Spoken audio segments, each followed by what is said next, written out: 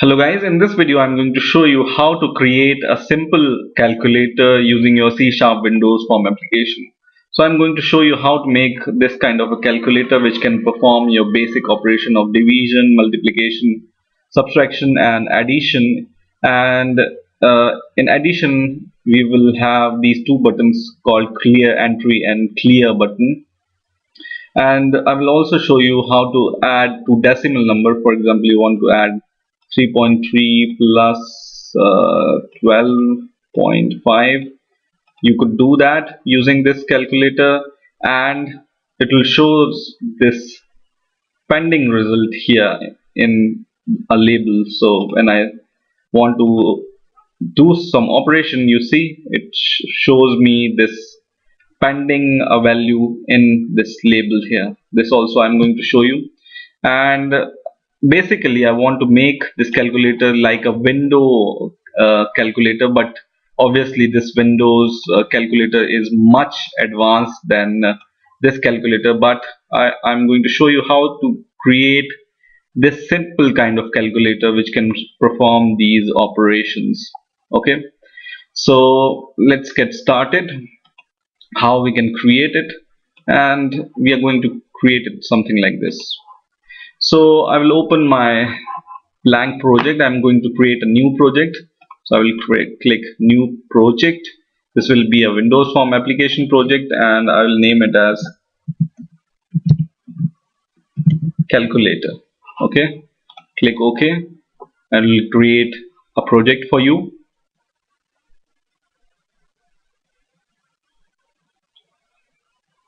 And we have this project. I will make it little bit bigger, and the first thing I want to do is I want to open this form at the center. So for example, whenever I open this Windows calculator, let's see, calculator, it opens at the center of your window, right? And the second thing you notice here is you cannot maximize your calculator, right? You cannot resize it. So these two things I'm going to show you first, and the third thing is how to add an icon to your calculator. So let's see how we can do it. First of all, the disabling of this maximize button. So select your form here and search for the property called maximize box, and by default it's true. You need to make it false, so just make it false. And then in order to make or open your project or this form in the center, go to the property called start position, and by default it's window default, and make this property as center screen. Okay, so this will open your window or form in the center. Now let's try and run the program once again, and let's see if it's opening in the center. Yes, it's opening in the center, and this is disabled, right, this maximize button. But even then you can resize it like this, right? So how to disable this resizing also, I will search for the property called form bordering style. So search for the property called form bordering style. First of all, select this and search for the property called form bordering style, and by default it's sizable. You need to make it fixed dialog. Okay, so make it fixed dialog, and once again run your program, and now I cannot resize my form. Okay, so these three things we have achieved. Now the icon for this form and the name also. Okay, so the Windows calculator has the name calculator and this icon. Okay, so we are going to do that. Select your form and go to the property called text, and by default it's form 1. Make it calculator, so you can see calculator here, and the icon. Okay, so you can choose this icon from, if you have some icon for your calculator. and I will show you how to easily get an icon. You can find this icon online very easily. I found I have, or I generally go to one site called Icon Archive, and this has so many items or icons and many other things. And I will search for the calculator and I will find these kind of icons of the calculator. So select one icon which you find good. I found this icon good, so I just downloaded this icon image. Just click this icon and it will be downloaded, I think. You see, so I have already downloaded this icon, and what I'm going to do is select my form. I'm going to select my form and go to the property called icon, and in here I can browse for that icon and select that icon and open it, and that will add this icon here. Okay, so now I have all these basic settings. Now I want to add these buttons, right? So go to your toolbox and drag and drop a button in here, and the button, first of all I will change the button name as 1, and I will change the size of the button, for example 45 by 45. You can make it other settings also, and I'm going to change the font size of this button also to, for example, bold 14. Okay, so it will look good. Now basically all these buttons are same in size, just we need to change the text of these buttons. And one more important thing is the name of this button. I'm leaving these names as default, but if you want to make your project perfect, you need to change this name to logical names.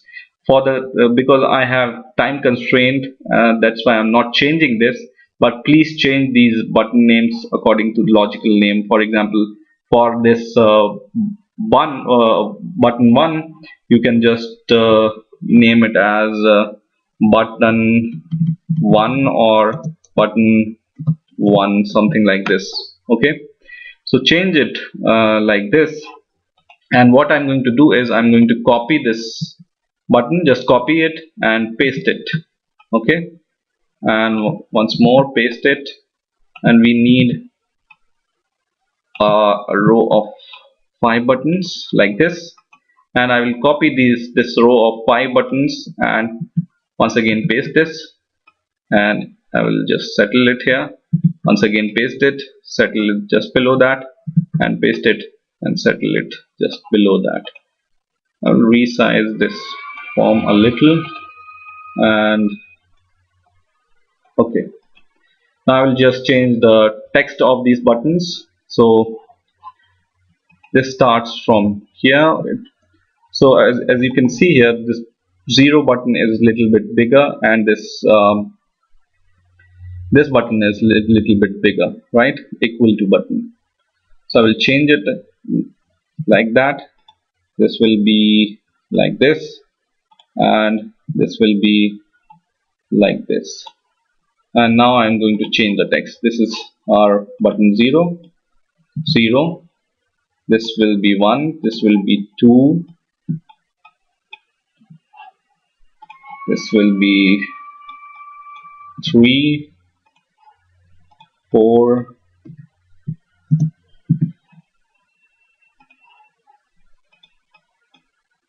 5, 6, 7, 8, and 9, right? And this should be point, so I will add a little point here, and let's start from here. These are the operators we are going to use. For example, plus, minus, multiplication and division. So first is plus, second is minus, third is multiplication, which is represented by this asterisk, and fourth is division. which is this one. This is our equal to sign. Change it to equal to, like this. This is our clear button, so I will just give this text C, and this is our clear entry, so C and E. Okay, I will just resize it so that we can see the CE. Okay, so now we have all the buttons, and now we need our text box. So I'm going to go to my toolbox and take a text box to show the result and entries, right? So I will take a text box here and resize this text box, and I'm going to take a label. So take a label, drag and drop here.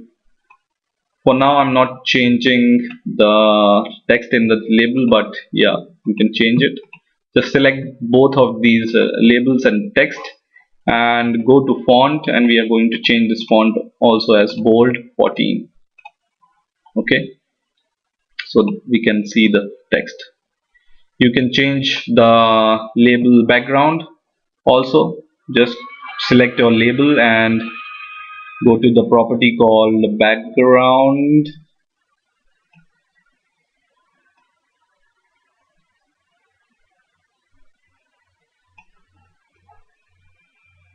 Here, so background by default it's something like gray. I want to make it white so that it can resemble with our text box color. And the name of this text box, I will change the name as text box underscore result. Okay, so I have these things now. Now what I need to do here is I need to have the button entries. So for example, I press some button, it should print that entry to the text box, right? So basically you can do it like this. You can select a button and go to this property box and click this event button here, event, and the basic button event is button click event. So you can go to this button click event or directly double click this button. So I'm going to use this option, but you can double click this button also, and I'm going to define this button click event as for example button underscore click, and just press this or just enter, press enter, and you will reach to this button click event of this button, right? And here you can write, or you can print the text on the text box. For example, you want to print the text on this text box. Take the name of this text box, which is text box result dot text is equal to whatever is this text plus is a concatenation operator, so you can do like this because we are adding one. And if you see here, by default this text box has 0, so I'm going to change this. Just select your text box and go to text, and we write 0 here, so it shows 0, but this 0 is on the left hand side and this text box is on the right hand side. So just select this and go to the property called text align. By default it's left, just make it right, so this 0 will go to the right. Okay, now when I run the program and when I click 1, you see 1 is printed here. But the same functionality I want to do it for all the numbers and including this point. So what I can do is I have two options. I can just double click all the buttons and I perform this functionality to each button. And the second option is I can perform same operation or same button click event for all these numbers, and basically capture the text of these button whenever I press any button. So how can I do this? I will go to just this button click event. I will select this button 1 and go to this click event by going to this events and click event, and copy this method which I have provided, which is button click. Just copy this method or this event, whatever you want to say it, and just go to all the numbers. What I will start from 0. Just select this 0 text box and go to the event, click in this property and paste your same event button click here. Okay, same I will do it for this point, same I will do it for 2, 3, 4, 5, 6, 7, 8 and 9.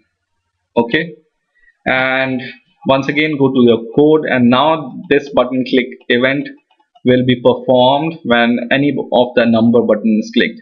But how to catch that event, or how to take the text from the button click and transfer it to this text box? It's really simple. This object contains the sender of this button click. Just take this sender, so just go to button click event and in here write button, and we name our object as button is equal to, and we will cast this object to the button. So just write sender, and this we will cast it to button. Okay, and now once we have this button, we can just change this static text to the button text. Okay, now when we run the program and when we click anything, 1, 2, 3, 4 or any number or point, it will be printed like this. One more thing you can do here is, whenever I click any button here, the 0 goes and this number comes, right? Or by default it's 0, but whenever I click any number, it goes 0 goes and 6 comes. But in our condition, when I click this 3, 0 is there and it doesn't go, right? So it doesn't make any difference, but I want to achieve the same functionality. So what I can say is here, if my text box text, which is text box result text, is equal to 0, then I want to clear the text box. Okay, dot clear. Okay, so this will clear this 0 whenever I click some number. Now I want to achieve the same operation, or I want to achieve the plus, minus and this multiplication and division for the operation to perform. So what I can do is, like I have done for the number of buttons, I can make a single method for all these operations. So what I can do is, I can select my first plus operator, go to this click event of this operator, and I will say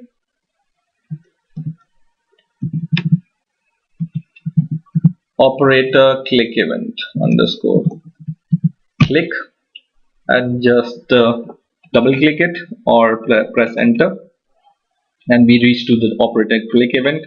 Same operator click event we will make for minus, multiplication and division. Just copy this operator, go to the minus button, paste there, go to the multiplication button and paste there in the click event, and once again go to the division button and paste there. Okay, so whenever I press any button for this plus, minus, or multiplication, division, this will, or we also are going to catch the button action, and we will just take this like this here, and we want to store this button operation in some variable. So we go at the top of our class